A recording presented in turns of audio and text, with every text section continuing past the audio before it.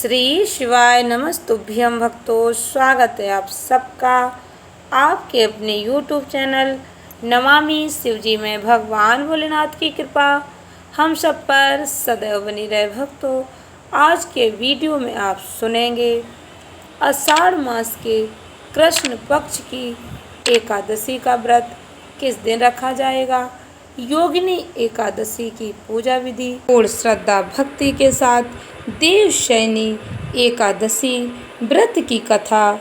यह कथा सुनने से भगवान लक्ष्मी नारायण की कृपा प्राप्त होती है। धर्मराज युधिष्ठिर ने कहा, हे केशव, आषाढ़ शुक्ल एकादशी का क्या नाम है? इस व्रत के करने की विधि क्या है और किस देवता का पूजन किया जाता है? श्री कृष्ण कहने लगे कि हे युधिष्ठिर, जिस कथा को ब्रह्मा जी ने नारद जी से कहा था वही मैं तुमसे कहता हूँ। एक समय नारद जी ने ब्रह्मा जी से यही प्रश्न किया था। तब ब्रह्मा जी ने उत्तर दिया कि हे नारद, तुमने कलयुगी जीवों के उद्धार के लिए बहुत उत्तम प्रश्न किया है, क्योंकि देवशयनी एकादशी का व्रत सब व्रतों में उत्तम है। इस व्रत से समस्त पाप नष्ट हो जाते हैं और जो मनुष्य इस व्रत को नहीं करते वे नरकगामी होते हैं। हरिशयनी एकादशी के व्रत का विशेष महत्व है। इस व्रत के करने से भगवान विष्णु अत्यंत प्रसन्न होते हैं। इस एकादशी का नाम पद्मा भी है। अब मैं तुमसे एक पौराणिक कथा कहता हूँ, ध्यान से सुने मन लगाकर। सूर्य वंश में मानधाता नाम का एक चक्रवर्ती राजा हुआ जो सत्यवादी और महान प्रतापी था। वह अपनी प्रजा का पुत्र की भांति पालन किया करता था। उसकी सारी प्रजा धन धान्य से भरपूर और सुखी थी। उसके राज्य में कभी अकाल नहीं पड़ता था। एक समय उस राजा के राज्य में 3 वर्ष तक वर्षा नहीं हुई और अकाल पड़ गया। प्रजा अन्न की कमी के कारण अत्यंत दुखी हो गई। अन्न के न होने से राज्य में यज्ञ आदि भी बंद हो गए। एक दिन प्रजा राजा के पास जाकर कहने लगी, हे राजा, सारी प्रजा त्राही त्राही पुकार रही है, क्योंकि समस्त विश्व की सृष्टि का कारण वर्षा है। वर्षा के अभाव से अकाल पड़ गया है और अकाल से प्रजा मर रही है। इसलिए हे राजन, कोई ऐसा उपाय बताओ जिससे प्रजा का कष्ट दूर हो।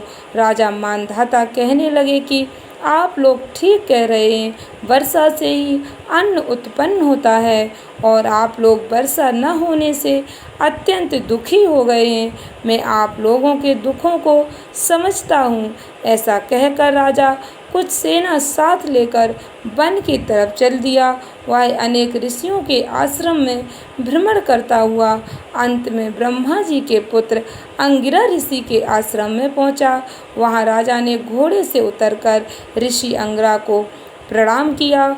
मुनि ने राजा को आशीर्वाद देकर कुशल क्षेम पूछने के पश्चात उनसे आश्रम में आने का कारण पूछा। राजा ने हाथ जोड़कर विनीत भाव से कहा कि हे भगवान, सब प्रकार से धर्म पालन करने पर भी मेरे राज्य में अकाल पड़ गया है। इससे प्रजा अत्यंत दुखी है। राजा के पापों के प्रभाव से ही प्रजा को कष्ट होता है, ऐसा शास्त्रों में कहा गया है। जब मैं धर्म अनुसार राज्य करता हूँ तो मेरे राज्य में अकाल कैसे पड़ गया, इसका कारण मुझे बताएं। इसका कारण मुझे अभी तक पता नहीं चल सका। अब मैं आपके पास इसी संदेह के निवारण के लिए आया हूँ। कृपा करके मेरे इस संदेह को दूर कीजिए, साथ ही प्रजा के कष्ट को दूर करने का कोई उपाय बताइए। इतनी बात सुनकर ऋषि कहने लगे कि हे राजन, यह सतयुग सब युगों में उत्तम है। इसमें धर्म को चारों चरण सम्मिलित हैं, अर्थात इस युग में धर्म की सबसे अधिक उन्नति है। लोग ब्रह्मा की उपासना करते हैं और केवल ब्राह्मणों को ही वेद पढ़ने का अधिकार है। ब्राह्मण ही तपस्या करने का अधिकार रख सकते हैं, परंतु आपके राज्य में एक शूद्र तपस्या कर रहा है। इसी दोष के कारण आपके राज्य में वर्षा नहीं हो रही है। इसलिए यदि आप प्रजा का भला चाहते हो तो उस शूद्र का वध कर दो। इस पर राजा कहने लगा कि महाराज, मैं उस निरपराध तपस्या करने वाले शूद्र को किस तरह मार सकता हूँ? आप इस दोष से छूटने का कोई दूसरा उपाय बताइए। तब ऋषि कहने लगे कि हे राजन, यदि तुम अन्य उपाय जानना चाहते हो तो सुनो। आषाढ़ मास के शुक्ल पक्ष की पद्मा नाम की एकादशी का विधि पूर्वक व्रत करो। व्रत के प्रभाव से तुम्हारे राज्य में वर्षा होगी और प्रजा सुख को प्राप्त करेगी, क्योंकि पद्मा एकादशी के व्रत के प्रभाव से वर्षा होगी। मुनि के वचन को सुनकर राजा अपने नगर को वापस आया। मंत्रियों सहित ऋषि कहने लगे कि हे राजन, यदि तुम अन्य उपाय जानना चाहते हो तो सुनो। आषाढ़ मास के शुक्ल पक्ष की पद्मा नाम की एकादशी का विधि पूर्वक व्रत करो। व्रत के प्रभाव से तुम्हारे राज्य में वर्षा होगी और प्रजा सुख प्राप्त करेगी, क्योंकि इस एकादशी का व्रत सब सिद्धियों को देने वाला है और समस्त उपद्रवों को नाश करने वाला है। इस एकादशी का व्रत तुम प्रजा, सेवक, मंत्रियों सहित करो। मुनि के इस वचन को सुनकर राजा अपने नगर को वापस आया और उसने विधि पूर्वक पद्मा एकादशी, देवशयनी एकादशी का व्रत किया। उस व्रत के प्रभाव से वर्षा हुई और प्रजा को सुख पहुंचा। इस मास की एकादशी का व्रत सब मनुष्यों को करना चाहिए। यह व्रत इस लोक के सुख भोग कर परलोक में मुक्ति को देने वाला है।